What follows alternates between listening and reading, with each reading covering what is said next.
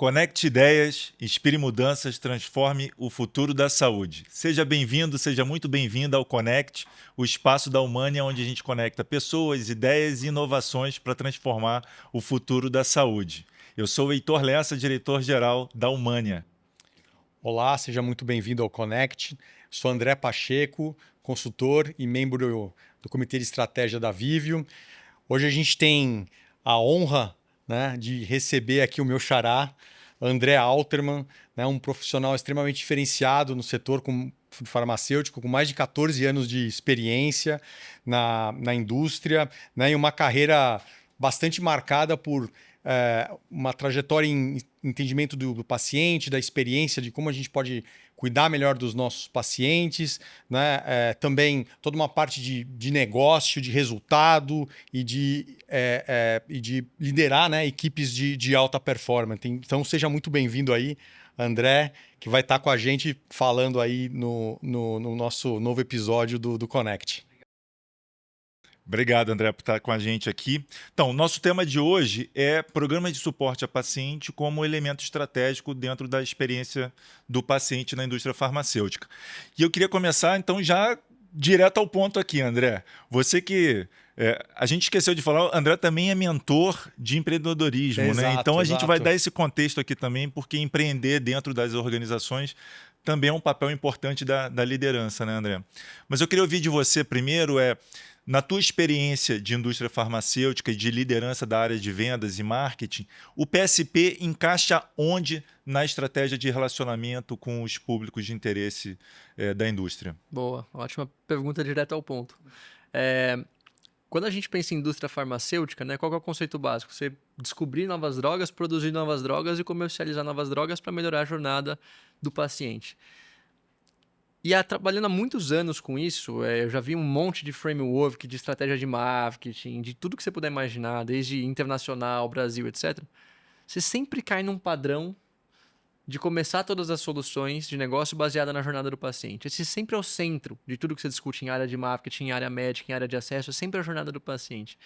E a jornada do paciente ela sempre vai bater na dificuldade de você ter um diagnóstico rápido, então o tempo de você ter um diagnóstico, em você conseguir ter acesso rápido, um acesso sustentável à medicação e você ter uma adesão boa ao tratamento que te proporcione maior qualidade de vida. Então, dá a volta, vai para cá, vai para lá, no final, você sempre cai nessas grandes áreas de oportunidade da jornada do paciente, que todas as terapias que a indústria farmacêutica trabalha de alguma forma precisam endereçar para que elas tenham melhor performance, melhor resultado e agreguem muito mais valor, tanto para o médico quanto para o paciente. Então, independente de qual seja a área terapêutica, independente de qual seja o medicamento, se ele está num estágio de ciclo de vida de lançamento, de maturidade ou até de declínio, sempre vão existir esses grandes gaps na jornada do paciente que são estratégicos para o negócio. Então, o programa de paciente, ou as soluções para paciente que a gente tanto fala, elas entram em algumas dessas áreas, independente de qual que vai ser ali a área terapêutica, a indústria, não importa. Então, sempre existe espaço estratégico para programa de suporte ao paciente ou para soluções para pacientes, se a gente puder colocar assim. Muito legal. E que bom que a indústria está atenta a isso, né? Porque, especialmente num país como o nosso, onde a gente tem tantas diferenças regionais, né? Você ter alguém suportando o paciente e o médico nessa jornada de entendimento do diagnóstico e depois o médico com a liberdade de prescrever, obviamente, sempre, né, a terapia que ele julgar mais adequada para o paciente, mas o paciente não vai estar sozinho a partir dali, né? O tempo em consultório é muito pequeno quando a gente pensa na jornada de tratamento como um todo. Então, tem um apoio e eu acho que bom que a indústria tá atenta a isso e investindo nisso. E num processo de transformação, né, André? Exato, e isso sem falar em toda a fragmentação, né? Dos diversos players que envolvem. Tem o médico, tem o plano de saúde, tem a própria indústria farmacêutica, o conhecimento, né, da medicação, que o paciente, acho que diferente do consumidor, ele depende de alguém para recomendar e conseguir amarrar tudo isso faz toda a diferença.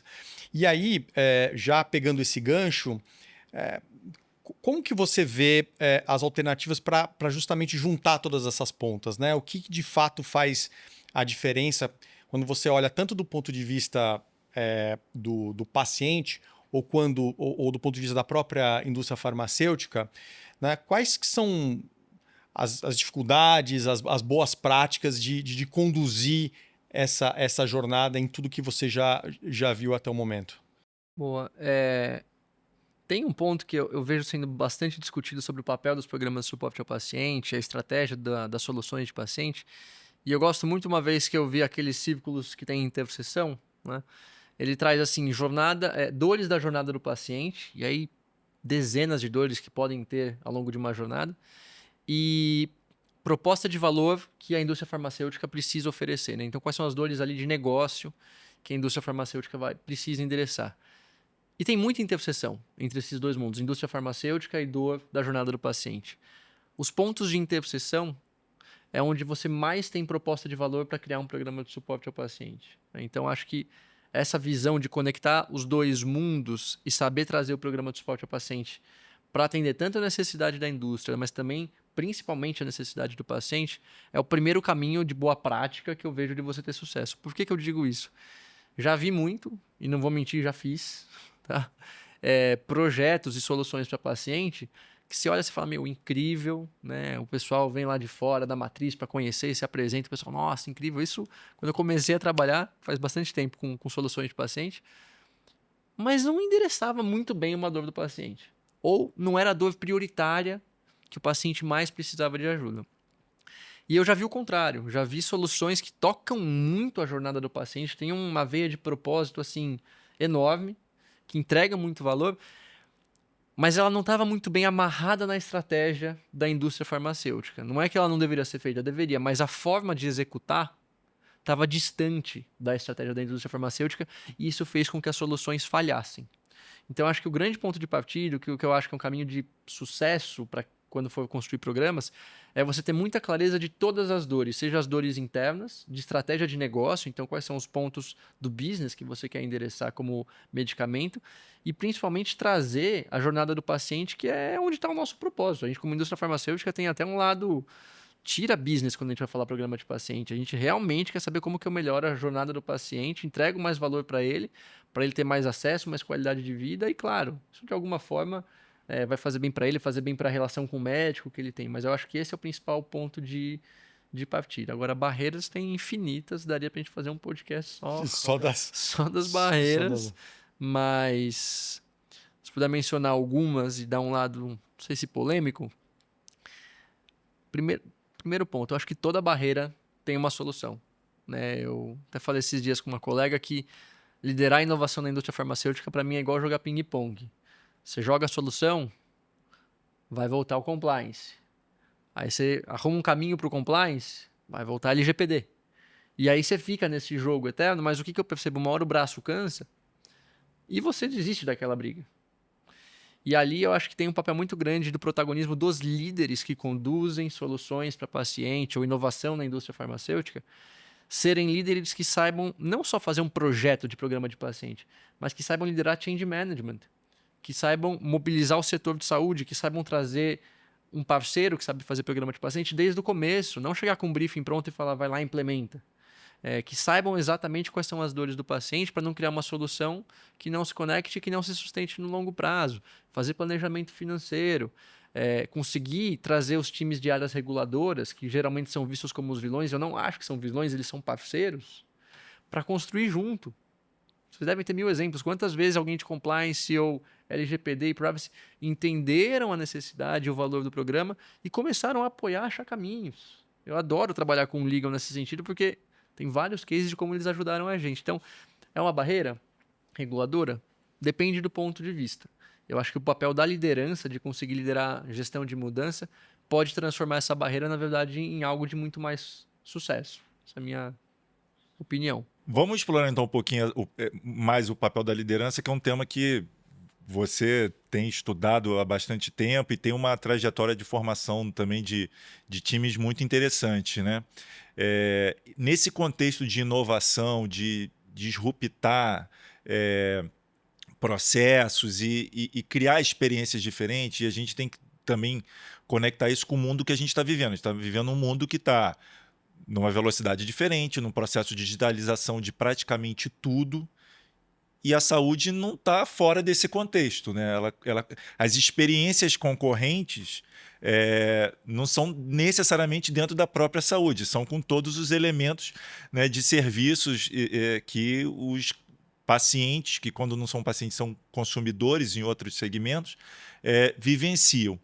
E aí o papel do líder de transformar isso dentro da indústria, e não só da indústria farmacêutica, mas dentro da indústria de saúde. Quais são os elementos que formam um bom líder para esse momento que a gente está vivendo, André? De novo, não acho que é uma receita de bolo, acho que tem pontos de vista, né? Mas posso trazer o meu também, porque tem sido uma temática que eu também tenho me aprofundado, estudado bastante e tenho visto quanto isso traz resultado. Primeira coisa, visão muito clara. Muito clara. E no nosso caso, indústria farmacêutica, o meu convite é para que sejam visões realmente ambiciosas. Você usou a palavra disruptivo. Eu acho que é esse o caminho mesmo, porque as coisas sempre foram feitas de um jeito, continuam sendo feitas do mesmo jeito, e tem muita gente que acha que tudo bem continuar fazendo Ou do mesmo talvez jeito. um pouquinho só melhor, aquele incremental, né? Incremental. Mas não muda no mundo, né? Não muda o mundo. E eu vou até fazer um parênteses para trazer um conceito que eu uso bastante, até em gestão de projetos, que é o conceito de qual o nível da inovação que a gente está discutindo, né? A gente fala muito de uma inovação incremental e a gente fala muito de uma inovação disruptiva. Vou trazer um exemplo de um celular, por exemplo. Quando nasceu o celular, que era caríssimo, tinha que declarar imposto de renda, aquela coisa e tal, foi uma inovação super disruptiva. Mas passou o tempo, todo mundo tinha celular. E aí o que as empresas começaram a fazer? Agora vai ter celular com tela colorida. Agora seu celular vai ter câmera. Aí você fala, câmera é disruptivo. Não é disruptivo, é uma inovação incremental porque você está incrementando o celular que você tem. Né? E joguinho, não sei o que, tudo isso é inovação incremental. Que é o que eu acho que a gente, como indústria farmacêutica, tem feito majoritariamente. Muita inovação incremental. Você vê vários programas de suporte ao paciente, cara, fantásticos. Serviço novo em cima de serviço novo, digitaliza um pouco aqui, um pouco ali, mas não é disruptivo ainda. É incremental. Porque a forma de se relacionar com o programa ainda não mudou, né? Ainda Assim, não a mudou. forma como o médico acessa o programa, a forma como o paciente acessa o programa, ainda são pelos meios mais tradicionais, né? Isso. E, na verdade, a dinâmica dos stakeholders, ela continua sendo praticamente a mesma. Então, ainda no exemplo do celular, o que aconteceu? Veio a Apple e falou, não, eu vou criar um smartphone. E trouxe o iPhone. Eu lembro, eu era jovem, a primeira vez que eu vi um iPhone na mão, tinha aquele joguinho da bolinha que você ia equilibrando. Eu fiquei chocado com aquilo, né? E ali, por que aquilo foi disruptivo? Porque, primeiro, numa época que mal tinha 3G, o que o pessoal não acreditava que a tela de vidro ali ia funcionar, tinha que ter um teclado, tudo jogava contra. Muita coisa jogava contra. E ele criou o conceito de ter navegação na internet, de uma comunicação instantânea, de conceito de criar aplicativo, que veio um pouco depois. Criou novos tipos de emprego, de modelo de negócio, de comunicação, de gente ganhando dinheiro de formas diferentes. Ou seja, ele, entre aspas, disruptou o mercado completamente, assim como vários outros cases. E eu não vejo isso ainda acontecendo na indústria farmacêutica. E quando a gente estuda os outros setores que fizeram as disrupções, volto na sua pergunta. O protagonismo foi do líder. Quem fez a mudança acontecer foi a tecnologia que estava disponível. Óbvio que você ter tecnologia disponível favorece. Ela habilita Ela habilita. a construir aquela visão ou executar aquela visão, né? Exatamente. Hoje você fala, hoje o momento é favorável? É favorável. Vai vir um programa de paciente disruptivo? Depende. Não da tecnologia, porque a tecnologia está lá na prateleira. Depende da liderança. Então, para mim, as skills principais você ter líderes que realmente saibam envisionar, se puder usar essa palavra, as equipes numa direção disruptiva. Segundo, esse líder tem que ser convicto, porque o jogo de ping-pong vai ser muito difícil. Ele vai ter muito obstáculo, ele vai ter muita barreira. E ele não pode desistir se ele acredita que aquilo vai trazer um ganho para o paciente, aquilo vai trazer um ganho para a indústria farmacêutica e para o ecossistema. Ele não pode desistir. Geralmente, as inovações elas caem quando o líder geralmente cede. Terceiro, e acho que essa foi a skill que nas minhas mentorias eu mais trabalhei para desenvolver, nos outros e em mim, influência. Você tem que ser um líder que sabe influenciar o ecossistema. E quando eu falo de influência, obviamente, não é manipulação, pelo amor de Deus. A influência positiva, que é uma das skills de inteligência emocional, inclusive, para que você entenda a necessidade de cada player do ecossistema e consiga fazer com que as pessoas aspirem àquela mesma visão que você está enxergando. Quando o Steve Jobs falou que um dia todo mundo ia ter computador pessoal dentro da sua própria casa, era um absurdo. Mas ele trouxe todo mundo para aquela mesma visão. E eu acho que, por fim, que eu gosto de falar bastante, você falou que faço mentoria de empreendedorismo, na verdade eu fiz mentoria para aluno de empreendedorismo, mas sobre inteligência emocional, que acho que é o ponto que eu bato.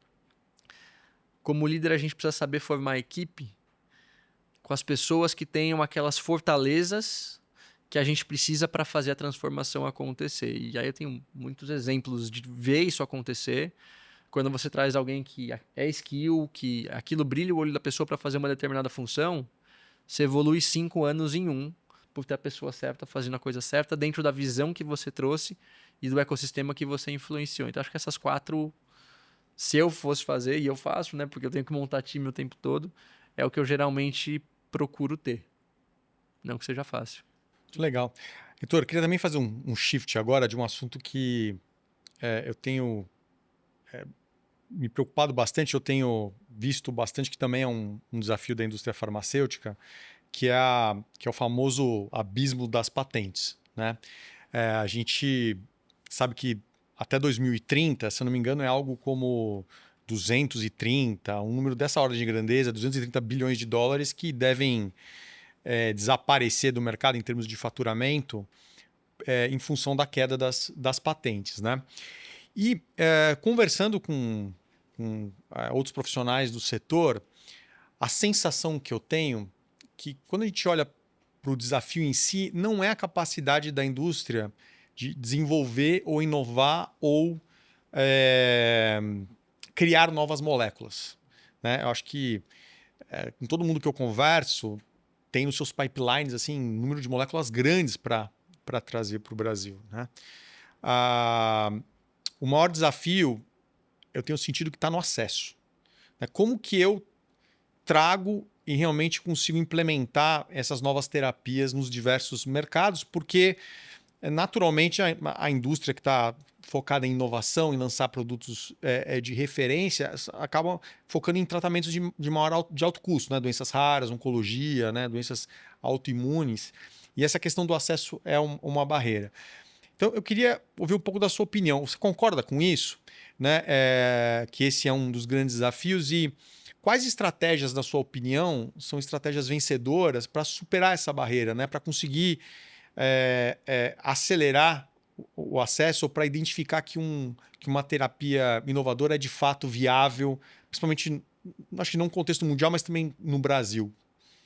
Eu concordo. Concordo que acesso é uma das principais dores e, ao mesmo tempo, é uma das principais áreas de oportunidade de inovação. Eu nunca trabalhei diretamente na área de acesso, mas eu sempre fui um baita fã de quem trabalha. Tenho vários colegas em acesso e eu concordo com essa tua visão. E um pouco do porquê também que eu vejo isso acontecendo, né? Primeiro fator, nossa população está ficando cada vez mais velha. A gente está vivendo cada vez mais. E isso aumenta também o custo de questão de doenças crônicas, esse tipo de coisa, já que a população está vivendo mais tempo. Todos os países, de certa forma, não só o Brasil, você acaba vendo uma certa pressão por preço. E aí com entradas de genéricos, perdas de patentes, etc. Então, preço começa a ser um fator muito determinante. E as principais Big Pharmas, né, as farmas que realmente vivem da inovação, é o que você falou, elas estão trazendo cada vez mais terapias disruptivas. Nesse sentido, a indústria farmacêutica tem trazido, você fala de terapia gênica, medicina de precisão, são coisas assim incríveis, graças também à tecnologia na medicina. Só que qual que é a consequência disso? Pra você trazer um negócio desse é caro. E aí, indo para sua resposta, né, que soluções talvez a gente possa ter para isso? Não dá para nós, como indústria, vermos todo esse cenário de população, tecnologia, medicamentos de câncer que vão mudar a vida dos pacientes no futuro, bater na porta do governo ou da ANS, do plano de saúde, e falar, ó, te dou X% de desconto e você incorpora. Esse modelo tradicional de acesso, ele não é sustentável para a gente como país. E outros países também vivem isso. Então, o que já vem acontecendo há algum tempo, e eu vejo as áreas de acesso trabalhando cada vez mais, são modelos inovadores de acesso. Por exemplo, trabalhar algo de risco compartilhado. Então, você incorpora meu medicamento e se, de repente, depois de X tempo, o paciente não atingir índices específicos ali de resposta da atividade da doença, ou ele não paga, ou a gente compartilha o risco, ou esse tipo de coisa. Ou eu dou início de tratamento e já vi programa de paciente apoiar em parcerias de acesso ou em parcerias com o hospital. Ó. Vou pegar um hospital público, vou pegar um grupo controle de pacientes, através do programa de suporte a paciente eu vou subsidiar até X tratamentos.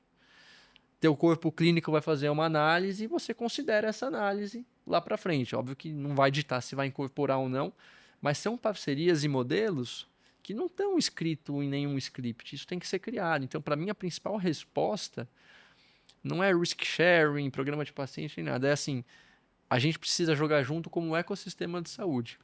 A indústria farmacêutica, setor privado, setor público, hospitais. Quem puder compor esse ecossistema para sentar numa mesa e discutir caminhos que tornem mais viável a gente poder incorporar novas tecnologias sem onerar tanto o sistema de saúde, ou seja, mantendo a sustentabilidade financeira do sistema, no final os pacientes vão ser muito beneficiados. Não é uma conversa fácil. Você precisa de, principalmente o time médico e o time de acesso, muito próximos desses stakeholders, mas eu entendo que esse é um caminho e concordo com você que é uma das prioridades de saúde, assim, global, se puder dizer. Realmente acho que é muito legal que a gente compartilhe essa visão, porque eu acho que quanto mais a gente conseguir, de certa forma, entender o desafio, mais a gente consegue compor. E quando a gente olha aqui o papel da Humani um pouco enquanto empresa que atua em PSP, uma das preocupações grandes que a gente tem é justamente como é que a gente consegue conectar, né, esses diferentes setores, stakeholders, para criar uma base sólida, não só para poder prestar a assistência e fazer com que a terapia aconteça, mas também criar uma base de dados, uma base de informação que ajude justamente nessa questão de entender qual que é o valor que está sendo criado para quem está pagando a conta, para quem está recebendo o medicamento e para quem está desenvolvendo a molécula, né? Porque, de novo, o investimento ele vai vir a partir de minimamente se ter uma visão do que é o retorno que aquilo pode trazer. Então, conseguir viabilizar tudo isso, acho que é um grande desafio que também tem tomado bastante tempo nosso aqui em como que a gente pode pensar nessas soluções juntos. E essa proximidade com a indústria, ela faz toda a diferença, né? Porque quanto mais a gente consegue entender os desafios de cada elo aí desse ecossistema, né, melhor é o produto que a gente consegue criar enquanto experiência, né? Então a gente tem falado muito da economia da experiência. Eu acho que ela conversa muito com o que nós acabamos de falar aqui, né? Até porque o ponto que o André traz, né, que é esse desafio do acesso, quando você procura ou cria esses modelos de parceria diferentes, o sucesso da adesão do paciente naquele projeto piloto ou num estudo de mundo real, ele vai fazer diferença para a qualidade final, né, daquele estudo. E, obviamente, quanto melhor essa qualidade, melhor a tomada de decisão sobre seguir ou não seguir com a incorporação ou mesmo com trazer efetivamente o produto para o Brasil num volume maior. E os programas de suporte a paciente têm um pouco desse papel também de ajudar o paciente e ajudar o médico nessa jornada de adesão. Nem sempre é fácil, né? Os medicamentos às vezes geram desconforto no uso, ou é necessário o suporte para o uso adequado, seja na orientação da administração do medicamento, ou seja no acondicionamento daquele medicamento. E isso o consultório ou o centro clínico ou o centro de referência não consegue necessariamente, especialmente num país onde majoritariamente produto de alto custo é via SUS, né? Não consegue dar essa atenção para o paciente. Então, entra aí um papel também importante dessa gestão dos programas de suporte, né? Concordo totalmente. E fico pensando assim, quando a gente ouve as pesquisas que a gente faz com pacientes, muitas vezes, né, via instituto e tudo mais, você vai mapeando quais são as principais dores da jornada e qual que é o impacto daquela dor. E aí você pega um paciente, por exemplo, de uma doença rara ou de um câncer, e tive pessoas muito próximas que tiveram já diagnóstico. Você tem momentos, por exemplo, a descoberta do diagnóstico, que aquilo abre o chão, muitas vezes, de uma família, né? E hoje em dia você é bombardeado por o quê? Informações de todos os lugares. Eu mesmo, se tem um sintoma diferente, senti uma dor no dedo, eu vou para o Google e pesquiso dor no dedo, né? As pessoas também fazem isso. Então, se ela tem um diagnóstico difícil muitas vezes, ela vai buscar um amparo na internet ou informações que não são necessariamente seguras. E eu acho que a gente, como programa de paciente, tem um papel até como entregar valor para a sociedade, de você garantir que você possa ter um canal de confiança para esses momentos de dores críticas que um ser humano que está ali está vivendo, e talvez ele não consiga ter isso no SUS, porque não sei quanto tempo vai demorar para ele ter uma consulta. Se ele for no plano de saúde, provavelmente você vai ser o número 29 do dia daquele médico, da fila de pacientes. Você vai ter uma consulta de 5, 10 minutos, dependendo do caso. Você tem um canal que você possa acolher, dar informação curada, trazer um aspecto humano para aquela pessoa conseguir ter força para caminhar pela jornada, isso vai além dos serviços que eu falo, né? Então, por isso que eu falo, a gente não está discutindo aqui uma transação de comprar um negócio online ou comprar uma roupa. Você está discutindo suporte em saúde, em jornada de saúde. Então, acho que tem esse papel bem importante também da gente fazer. Eu quero explorar um pouquinho mais essa parte de experiência, né? Que eu acho que voltamos a tocar nesse tema. E eu vou pegar uma frase aqui do teu LinkedIn, tá? Abri aqui para olhar um post recente, inclusive, seu aqui. Você fala assim, Big Pharma, o seu maior concorrente não é outra Big Pharma. É o Spotify e a Netflix, que disputam a atenção do médico. O que você quer dizer exatamente com isso nesse contexto assim, de atenção tão fragmentada que a gente vive hoje? Última pergunta, legal até se trazer. Inclusive, essa foi a frase que eu ouvi semana passada num outro evento que eu estava reunido com vários outros líderes da indústria para discutir tendência, inovação, o que é o futuro da saúde. E ele trouxe essa frase, essa provocação. Na hora, aquilo para mim fez muito sentido, mas eu vi que foi até um pouco polêmico, né? Porque você fala, como assim? Eu concorro com a Roche, com a AstraZeneca, então eu vou concorrer com a Netflix. Mas tem tudo a ver com o que você falou da competição pela experiência. Por quê? Hoje, se a gente pensa no paciente, como a gente fala na indústria farmacêutica, antes de ser um paciente, ele é uma pessoa. Até um parênteses, né? A gente já falou, mas eu acho que a gente devia ressignificar esse conceito de programa de suporte ao paciente para programa de suporte à pessoa. Antes de ser um paciente, ele é uma pessoa. Isso eu ouvi de um cara 8 anos atrás e a gente ainda não conseguiu mudar isso. Mas vamos lá. Essa pessoa, provavelmente, ela compra no Mercado Livre. Ela deve pedir iFood. Ela tem uma conta no banco porque ela usa Pix para pagar e receber. Não sei se no Nubank, no Itaú, não sei, mas ele usa o aplicativo do banco. Deve assistir algum streaming, seja Netflix, Disney, whatever. E talvez ouça uma musiquinha ali no Spotify. E antes de dormir deve ver o TikTok, né? Essa acho que é uma vida padrão de muitos brasileiros, se a gente tiver que fazer um recorte, pelos dados que a gente vê. Esse é o nível de experiência que essas pessoas estão recebendo. Ele recebe o vídeo que ele quer na hora que ele quer, ouve o que ele quer no lugar que ele quer, continua da onde parou. Parece que o algoritmo sabe exatamente o que ele precisa. E o tempo de dedicação, né? Pega aquele aplicativo que monitora quanto tempo você fica em cada aplicativo e rede social. É muito grande o tempo que a gente, como população brasileira, fica nesses aplicativos que fornecem uma ótima experiência. Põe isso de lado. Quando a gente fala da indústria farmacêutica, seja médico ou paciente, é com esse tipo de atenção que a gente está disputando, né? O que foi trazido ali foi, puxa, o médico muitas vezes, ou ele vai entrar no seu site para ler o artigo que você passou, ou talvez ele vai entrar numa outra plataforma médica ou num streaming da sociedade para ouvir outra coisa. Então você está concorrendo por tempo. E o paciente, além de você também estar concorrendo por tempo porque ele é uma pessoa, a régua que ele tem do ponto de vista de experiência, cara, é do Spotify. É do Mercado Livre, é da Amazon, ou tanto faz ali qual que for a experiência que ele tem. Então, acho que isso também, além de ser uma competição por atenção, dita muito para nós mais ou menos qual que é a régua de experiência que uma pessoa, antes de ser paciente, espera ter com qualquer serviço. Ele não quer saber se o nosso mercado é regulado, se eu tenho que pegar um opt-in de 7 páginas para conseguir mandar o WhatsApp para ele, se a plataforma que eu uso é do global ou se ela é local.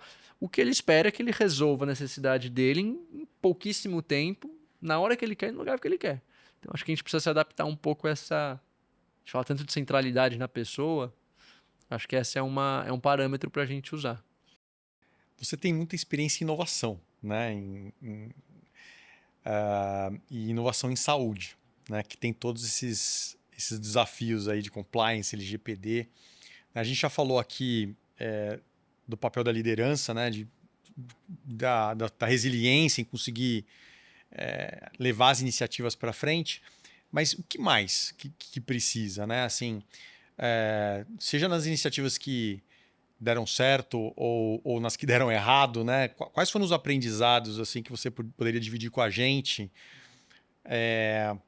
em termos de caminhos a se seguir para, quem sabe um dia, né, levar uma experiência nesse nível para programas de suporte ao paciente ou outros serviços que existam em saúde?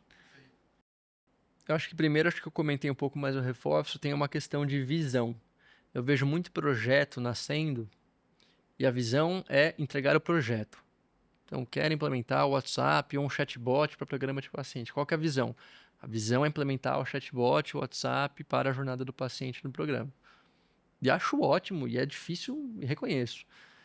Mas se isso pudesse fazer parte de uma visão maior, talvez digitalizar a jornada do paciente, atender o mesmo padrão de excelência que uma Amazon entrega, ou me tornar a Netflix da saúde, né, para gerar um maior índice de satisfação e experiência.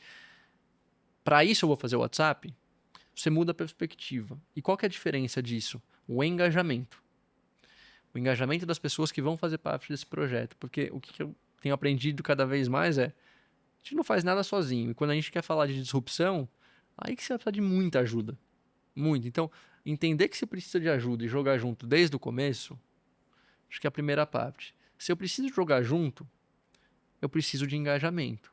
E a visão lá no alto é uma das coisas que ajuda a ter engajamento. Para ter mais engajamento e para ter mais força de fazer a transformação, a inovação acontecer, envolver as pessoas-chave, né, que são aqueles stakeholders que muitas vezes podem ser um desafio no meio do caminho ou que podem trazer uma barreira, no dia zero. Ele tem que sentir que você está jogando junto com ele. Então eu entendi que tem um obstáculo aqui.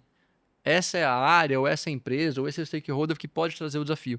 Traz ele para jogar junto com você. Entende as dores dele, mostra você as suas dores. Eu fiz isso com várias startups que eu já trabalhei, que falavam que não ia dar certo, que o projeto não era bom, que o problema era a startup, e a startup falava que o problema era a Big Pharma. Quando a gente sentou para conversar olho no olho, eu falei, nossa, eu não sabia desses seus pontos. Ele falou, eu não sabia dos seus.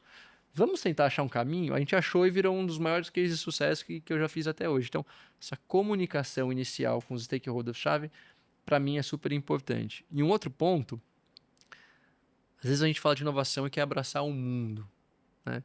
E eu gosto do conceito de ágil, de agilidade, Scrum e afins, porque não quer dizer que você tem que fazer rápido, mas é você fazendo melhorias contínuas e entregando valor o tempo todo de forma incremental, né, em ciclos. As escolhas, a gente falava isso agora há pouco, mas as escolhas que a gente faz em uma jornada de inovação, elas tendem a ditar se você vai ter mais ou menos sucesso. Se logo de cara eu quiser abraçar a transformação de todo um call center para todas as indústrias farmacêuticas, é uma coisa. Você sabe que tem uma dor comum em toda a indústria farmacêutica, que é o momento do agendamento da aplicação. Porque o voucher demora para vir por mensagem, você cria uma solução só para isso. É muito menos esforço, o valor percebido vai ser muito grande, você vai ter mais um voto de confiança para seguir inovando. Então, o que eu diria para fechar esse bloco é saber fazer as escolhas dos quick wins ou dos low hanging fruits, ou seja, aquilo que vai entregar valor no curto prazo, que vai gerar uma percepção de valor para aqueles que são os patrocinadores da ideia, falar: gostei, vejo valor, vou continuar apoiando uma jornada de inovação. Porque aí você está tratando a inovação como uma jornada, não como um projeto waterfall, né? Que eu começo hoje, daqui a 3 anos eu vou te entregar a inovação. E nesses 3 anos, que você vai fazer? Então, acho que as escolhas da dor que você vai endereçar, para você ter entrega constante, isso aumenta a credibilidade de quem faz a inovação. E acho que esse é um ponto bem importante. Excelente. Vou fazer uma pausa nessa conversa para introduzir o nosso momento Connect aqui. O que é o momento Connect? É o momento que a gente descobre do nosso convidado por que ele chegou na saúde. O que te levou a trabalhar nessa indústria que para a gente é apaixonante. Então, André, como é que você chegou nesse segmento? Cara, é assim, eu brinco que eu não escolhi entrar em saúde, mas eu escolhi ficar em saúde, né? Sendo bem sincero, eu nasci em São Paulo, mas mudei para o interior, fiz faculdade no interior, e na época eu precisava começar a trabalhar. Precisava do meu estágio ali, né? Estudava à noite, e eu queria trabalhar numa empresa grande. E aí abriu uma vaga ali naqueles grupos de talentos ali, né? E inteligência de mercado. Falei, nem sabia a empresa que era, Novartis, nunca tinha ouvido falar. Me apliquei e deixei. E era em São Paulo e eu morava 120 quilômetros. E eu fui indo no processo seletivo e passei. E meus pais falaram, mas como que você vai para São Paulo, não sei o que e tal, né? E minha mãe, como uma grande líder que ia bem no ping-pong, sempre achava uma solução para cada objeção. Vai dar certo, a gente vai achar um caminho. Descobri um mundo que chamava fretado. E eu descobri que tinham dezenas e centenas de pessoas que faziam isso todo dia. E eu comecei a me aventurar nessa vida de vir para São Paulo e trabalhar na Novartis. Só que ali eu gostei muito, muito mesmo, da área, mas do setor também, né? Eu sempre tive essa questão de... É meio clichê, acho que as novas gerações também falam muito do propósito, mas sempre acreditei que dava pra gente ter uma contribuição naquilo que a gente faz nas nossas 8, 10, 12 horas por dia de trabalho. E por isso que eu falo que eu escolhi ficar. Porque eu não escolhi entrar, eu escolhi trabalhar. Eu precisava trabalhar, precisava pagar ali minhas contas de jovem que eu tinha. Mas eu gostei muito da indústria farmacêutica. Acho que é uma indústria que, ainda mais quando eu fui trabalhar com programa de pacientes, você vê o impacto que você pode ter na vida das pessoas. Não é clichê, é real, é muito forte. Quando você vê uma terapia nova vindo e você levando a educação para o médico e para o paciente, criando programas de acesso e as pessoas vivendo mais e vivendo melhor por conta disso, você fala, puxa, eu faço parte de um negócio muito grande, eu quero continuar nisso. Então, 15 anos ali escolhendo continuar nessa indústria farmacêutica. Parabéns pela escolha, que eu Então, acho escolha que legal. gera valor para todos nós aqui como sociedade, né? Muito legal. Tem um outro aspecto que eu queria explorar um pouco sobre você. Você falou que você fez um curso de psicologia, né? Além da parte de administração, muito motivado também por essa proximidade do setor de saúde. Conta um pouquinho para a gente aí como é que essa sua... Como é que você está ligando a psicologia com saúde, com esse momento aí que nós estamos vivendo? E é muito curioso porque isso tem muito a ver com a minha trajetória em programa de pacientes, né? Você fala, nossa, como que a gente vai amarrar essa história? Mas quando eu entrei em programa de pacientes há muitos anos atrás, trabalhei com alguns líderes que gostavam da disrupção, né? E que um deles, inclusive, é meu mentor até hoje. E ele trazia, assim, visões que... Isso tudo que eu falei, traz uma visão, engaja o ecossistema, traz as pessoas certas para trabalhar com as fortalezas dela, não sei o quê. Eles faziam isso muito bem. E ali o que aconteceu? O resultado da empresa, tanto de venda, performance, market share, não sei o quê, num nível altíssimo, que escreveu história, né? Foram anos ali que entraram para a história. E a inovação nos programas de suporte ao paciente que eu trabalhava na época, com um time ali incrível, foi um capítulo de referência também, né? Acho que aí avançou-se ali uns 5 anos em um, por conta dessa visão inspiradora, dessa liderança inspiradora e tudo mais, tá? E aí o que eu fui perceber? Que esse líder, ele não entrava numa sala com você para discutir negócio. Ele queria saber de você. Ele não queria saber quais eram os problemas na execução do projeto. Ele queria saber como você estava se sentindo e como que ele fazia você entregar mais. Só que ele fazia isso com todo mundo. E aí ele criou uma equipe de alta performance. E aí eu me liguei da crença que eu sempre tive, desde criança, que é, puxa, se eu for um ser humano melhor, eu vou conseguir fazer um impacto no meio, à minha volta, melhor.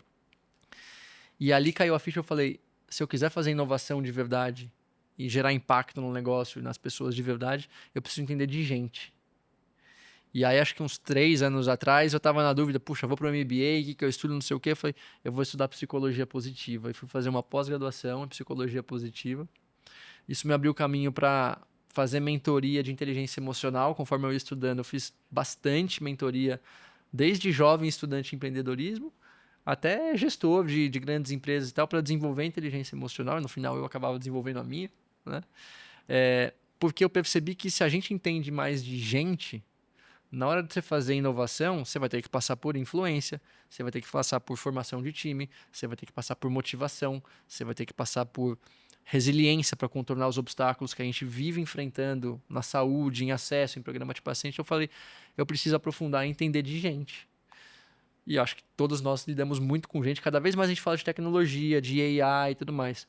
Mas eu acho que a gente precisava caminhar numa direção como sociedade de equilibrar isso também. Continuar na tecnologia, mas ter líderes cada vez mais humanos que conseguem atingir resultados disruptivos, mas através de pessoas de equipes altamente felizes, motivadas e desenvolvidas. Então, foi daí que veio essa história e não me arrependo da escolha nem um pouco. Ainda tenho, acho que até meu último dia de vida eu vou estar estudando de ser humano, porque eu acho que é o que a gente é, né? Na verdade, a gente precisa entender bem disso. É engraçado ouvir você falar, porque dentro da saúde, né, voltando ao ponto que eu fiz lá no começo, que é um setor tão fragmentado, a gente precisa de conexão, né? E as instituições e as empresas, né, elas não fazem conexões por si só, né? Elas precisam de gente, né? E para fazer a conexão a gente precisa entender o outro, né? Então, acho que tem tudo a ver com o que você falou e especialmente em saúde, né? A gente estava no nosso primeiro podcast, a gente estava falando com a Kelly e uma das coisas que ela falou foi justamente isso, né? A gente precisa saber entender o outro, né? Porque muitas vezes a gente quer impor algo para a pessoa e se a gente não entende a particularidade, aquilo não vai ser bem recebido, né? E eu acho que, principalmente quando a gente está falando de uma condição mais difícil, isso se faz ainda mais importante, né? Então, acho que tem tudo a ver com a nossa realidade. Acho que essa foi uma grande escolha sua e não é à toa que é o sucesso aí que você é. Parabéns, porque realmente é algo muito legal. A era do high-tech e do high-touch, né? Que a Kelly, no nosso primeiro episódio, tratou bastante aqui. Quer dizer, quando a tecnologia chega, tem que entregar a humanidade também, né? Senão a coisa fica fria e no final do dia a gente se suporta na emoção das outras pessoas, né? Na parceria com quem a gente olha do lado e entende que não está sozinho. E se a tecnologia viabilizar isso de forma com menos atrito, como você salientou bem, né? Com menos fricção, muito melhor, né? A gente, infelizmente, está chegando ao final do nosso podcast. Então, André, eu queria te pedir por uma última pergunta, que é, na verdade, um combo aí entre pergunta e recomendação, tá? Olhando para esse mundo de PSP, para os profissionais de gestão de programas de suporte à saúde que estão nos assistindo aqui, profissionais de saúde também que estão nos assistindo, o que você entende que seja tendência, seja de processo, seja de tecnologia, ou mesmo de perfil de pessoas que você acha que é o caminho a se trilhar para os próximos anos nesse segmento? Bom, daria para gravar um podcast disso. Não tem pergunta fácil, Não né, tem Heitor? pergunta fácil, não tem. Mas acho que tem duas coisas e eu iria para esses dois mundos que a gente tanto está discutindo, que é tecnologia e humanização. Acho que foi a pauta central da nossa conversa aqui. Em tecnologia, de novo, eu sei que é uma resposta esperada, mas não dá para a gente não falar dela, que é a inteligência artificial. Tenho visto um monte de cases fora do setor de saúde e poucos chegando no setor de saúde com o impacto que poderia se ter.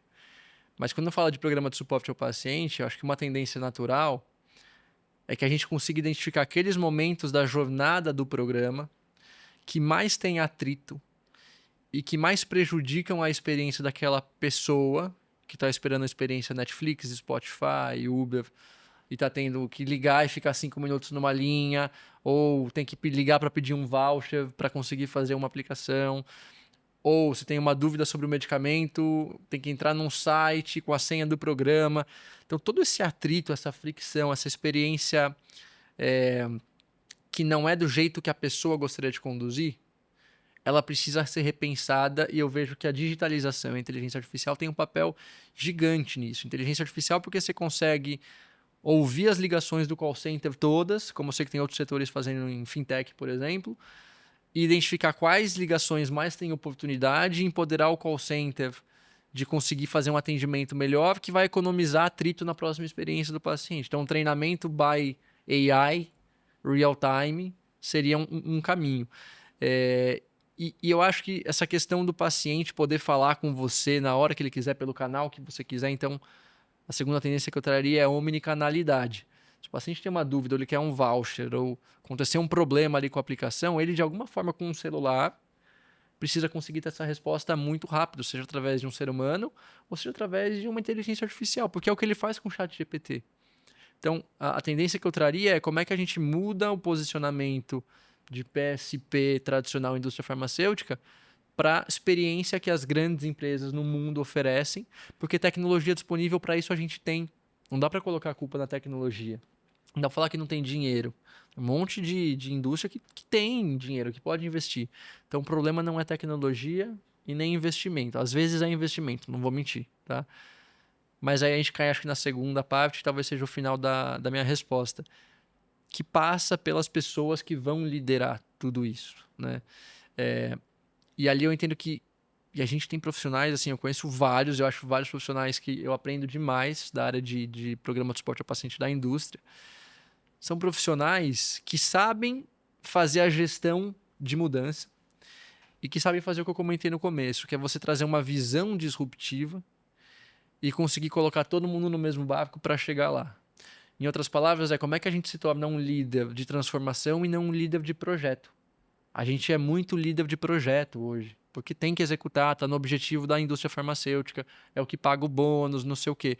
E para você fazer a disrupção, que é esse caminho que a gente acabou de discutir, você precisa ter líderes que tenham muita ousadia, muita resiliência, capacidade de formar equipes de alta performance, porque ele não vai poder ficar o tempo todo na operação, ele precisa ter pessoas que sejam capazes e que comprem essa visão também, e que não desistam quando ele enxergar que aquele sonho precisa se tornar uma realidade. Porque esses projetos que a gente está discutindo não são projetos de 6 meses.